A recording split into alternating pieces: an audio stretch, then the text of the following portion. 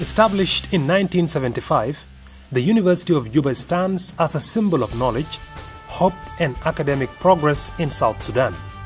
Despite its troubled history of neglect, abandonment and back-and-forth relocation between Juba and Khartoum during the war, the university's current administration has embarked on rigorous constructions, renovations, extensions and extensive modification of its amenities to meet an acceptable standard for institution of higher learning. As a result, successful developmental projects have been erected in and around the university's main campus in an effort to make a conducive learning environment, which in turn would improve the general academic performance of students of the University of Juba.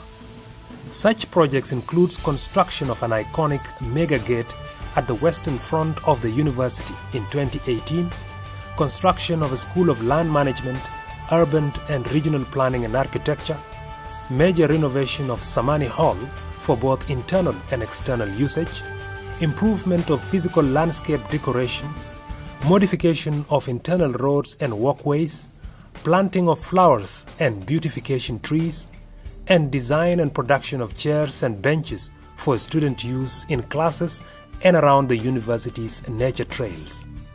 The latest project conducted by the university involves renovation of the administration block and extension of an additional floor on top to create more space and improve the working condition of the staff.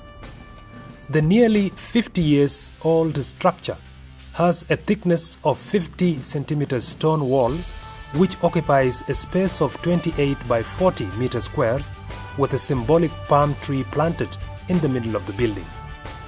The construction is conducted with an aim of maintaining the original status and glory of the old building, while introducing a modern touch to integrate the two time-different architectural designs. The renovation at the ground floor and the first floor of the administration block underwent a complete change of a staircase, construction of helical steps connecting the floors to the central courtyard of the building, extension of cantilever to 10 by 5 meter square, installation of an elevator to ease movement of people living with disabilities, the elderly and unwell users of the building, improvement of all offices, modification of ceiling, tiles, air conditioning, lighting system, doors and windows, reception and spacious waiting area, as well as laying of new furniture. Meanwhile, the extension floor constructed on the second floor of the administration block includes a 150-seat Senate Hall equipped with modern state-of-the-art technological amenities, 50-seat Dean's Meeting Boardroom Hall, a dining cafeteria for the university's staff and visitors, IT data center room, staff library, emergency fire exit and stairs, and extra washrooms for males and females. The building is an asset and a symbol of pride for the University of Juba, and its usage could be extended for external public institutions interested in conducting temporary formal activities within the facility. For us at the University of Juba, we have been, since 2019, trying to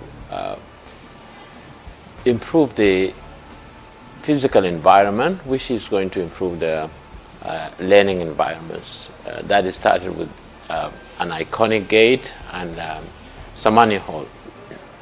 Then landscaping, which we try to do. Then this was followed since last year, January 2021, by trying to renovate the administration building. This building was completed and constructed in 1980s, just a few years after the beginning of teaching at the University of Juba. It was 2 floors, the basement and the ground floors and the first floor where this administration office, the office of Vice Chancellor and the Deputy Vice Chancellors and other officials are located. Now, from January 2021, we added an additional floor at the top. 5 years ago, this university was just like a secondary school. But with the coming of Professor John Cage, a lot of things have happened. And the students really feel that they are now university students.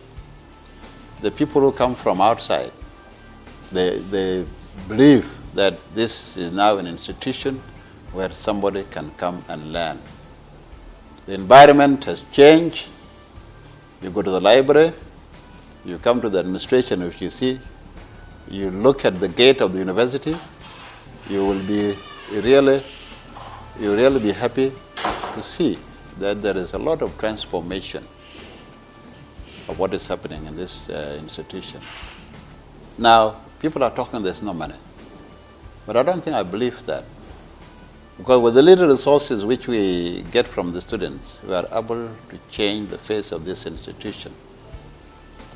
We have improved some buildings, we have improved some labs, and look at Samani Hall, look at the computer science, and now the big task is the renovation of the administration block, which I think is going to remain in the history of the reign of John Uproot as one of the most important improvements which he has done. It's going to be a legacy, and it's not a legacy which is going to be forgotten. The whole country is talking about what is happening at the university. I think since this university was established, classes started in 1977. Since then, with this building, I think was put up in 1988, the administration block, and no major renovation work has been done. It had 2 floors only, which is the first and the second floor where the VC is. So since we went to Khartoum and came back, the exile years, not much progress has been made.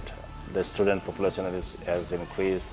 The staff population has also increased. So it is important that we do some renovation here. And this renovation took on various forms, one of which was to extend 1 more floor.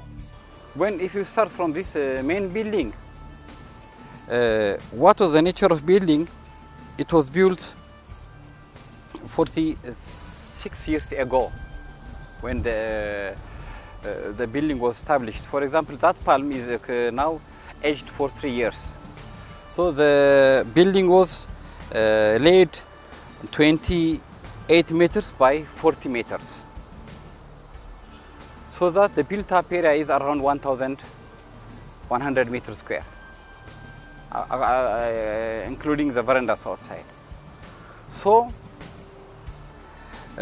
what we take this one, a major renovation and extension work. Major renovation for ground floor and first floor, and extension is the second floor.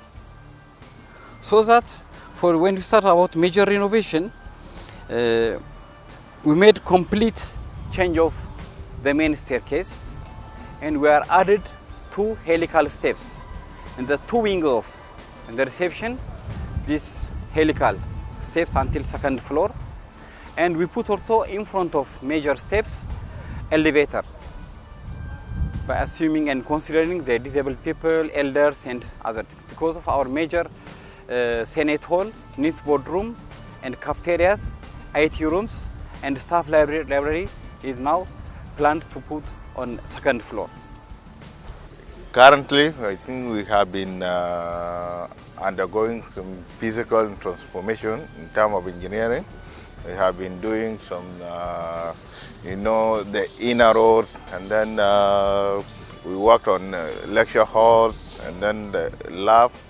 And then last year we started working on a demonstration building to add 1 more floor. That's the second floor. Second floor will accommodate senator hall, and then we have a boardroom, we have cafeteria, we have offices, and also we try to improve all the general building, and we install the lift also. So, and currently we are also working here in the School of Computer Science. trying to maintain all these array blocks so that it also looks like the main campus. The other transformation made includes on that of biology lab, engineering lab, a school of medicine, a school of natural science, new lecture hall, transformation of landscape and additional washrooms. While here, the old materials have been replaced with new ones, modern and standard building materials for the sustained durability and comfort. The classrooms have been extended, renovated and modified by replacing the floor tiles, roofing and ceilings, doors and windows, overlapping ceilings, lighting system and air conditioning, lobby and gates, as well as equipping the laboratories with testing kits and safety devices. The university also converted an abandoned store into a new 250-seat lecture hall equipped with large screens to monitor the writing board and comfortable chairs and tables produced locally. What we are doing here is really to use spaces that already exist. We add parts and we improved, the general conditions. This is the philosophy that we are doing. All this cost has cost us around 1.3 to 1.4 million US dollars, and this has been paid from university-owned resources. And the way we get it is through our programs, including undergraduate programs as well as postgraduate programs. So now, what can we learn from this? It means institutions can, raise resources from their own efforts and invest them. One of the things that we are using here in terms of engineering is that we tend to recycle materials. We also tend to use local expertise as much as possible to achieve different, jobs, and that has actually reduced the cost. So we are like 60% cheaper than the Juba market. This average standard cost, the house or the building what you are making in meter square, it costs $550, $600 per meter square, and it increases according to its quality. The high quality you can go until 2,000. So this one is only building. All are made up of stones with the thickness of 50 centimeter thick of wall. Plus, for integrating this old construction within the extension, plus the main objective is to keep the former glory, the image, history, and view of the building to keep into consideration because it's heritage. Third thing, our main power is coordination of stakeholders here. That is the main secret. There is a coordination. Because of that coordination, we are now able to make effective cost management plus resource management. This project is aimed at setting an example to the construction industry to benefit from the concept of use less to achieve more and quell the rising exaggerated cost of building in the country. It also serves to assist the university's students with first-hand experience by participating directly in the construction process.